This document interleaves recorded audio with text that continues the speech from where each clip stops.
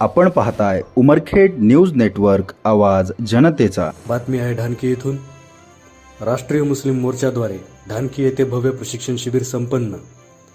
समता, स्वातंत्र्य, बंधुत्व आणि न्याय या संविधानिक मूल्यावर आधारित समाज जागृती व्हावी या उद्देशाने तथा इस्लाम धर्माचे संस्थापक हजरत मोहम्मद पैगंबर साहेब यांच्या आयुष्यातील शेवटच्या प्रवचनाच्या योमे अरफाच्या निमित्ताने समाजात एकोप्याचा संदेश जावा या उद्देशाने ढानकी शहरात भारत मुक्ती मोर्चापर्यंत राष्ट्रीय मुस्लिम मोर्चा या संघटनेद्वारे प्रशिक्षण शिबिराचे आयोजन करण्यात आले होते।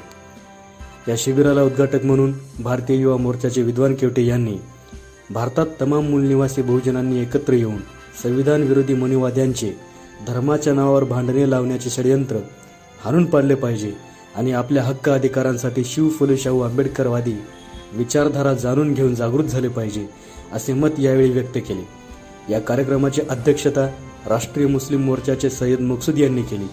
भारतातील मुस्लिमांनी सामाजिक नेतृत्व निर्माण करून भारतीय समाज व्यवस्थेचा अभ्यास करून आपल्या हक्क अधिकारांसाठी संविधानिक संघर्ष करावा असे प्रतिपादन त्यांनी केले।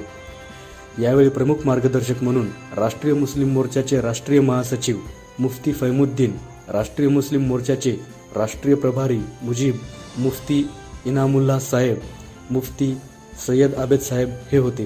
तर ह्या कार्यक्रमात प्रमुख उपस्थिती म्हणून राष्ट्रीय गोर बंजारा क्रांती संघाचे तिलक राठोड, नगरपंचायत उपाध्यक्ष झहीरभाई, राष्ट्रीय आदिवासी एकता परिषदेचे गणपतराव गव्हाळे, माजी सभापती खाजाभाई, इमाम ठेकेदार हाफिज मुबीन, पुंजाराम हटकरे, चक्रधर पाटील देवसरकर यासह अनेक मान्यवर उपस्थित होते।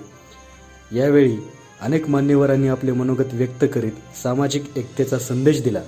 फुलसावंगी फाट्यापासून आगमन झाल्यानंतर राष्ट्रमाता अहिल्यामाई होळकर, शहीद अब्दुल हमीद, छत्रपती शिवाजी महाराज, डॉक्टर बाबासाहेब आंबेडकर यांच्या प्रतिमांना अभिवादन करून कार्यक्रमस्थळी प्रमुख पाहुणे रवाना झाले।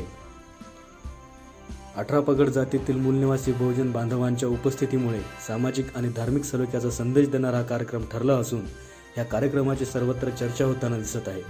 या कार्यक्रमाचे संचालन शेख शाहरुख यांनी तर आभार प्रदर्शन मनोवर खान यांनी केले। या कार्यक्रमाच्या यशस्वीतेसाठी जब्बार भाई, मिलिंद चिकाटे, दाऊद भाई, अतिक भाई, प्रकाश कांबळे, शेख शफी, सय्यद मुनाफ, मौलवी मोबिन साहब, अमीन भाई, दिलीप कलाले, दीपक चंद्रवंशी, बाजीराव गायकवाड, सय्यद मकसूद, अमोल पाटील, राजू हनवते, अदनान भाई, साहिल भाई,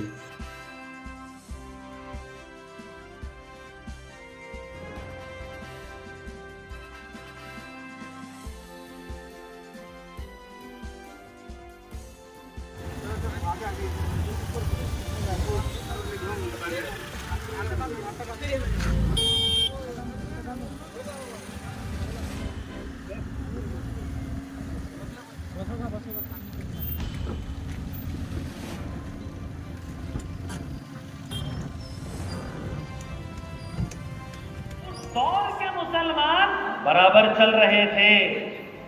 हजरत बिलाल को कौन नहीं जानते? कोई मुसलमान ऐसा है जो नहीं जानता? वो बच्चे को भी पूछेंगे तो बताएगा हजरत बिलाल। हजरत बिलाल गुलामी से उनको आजाद करवाया गया, आजाद हो गए।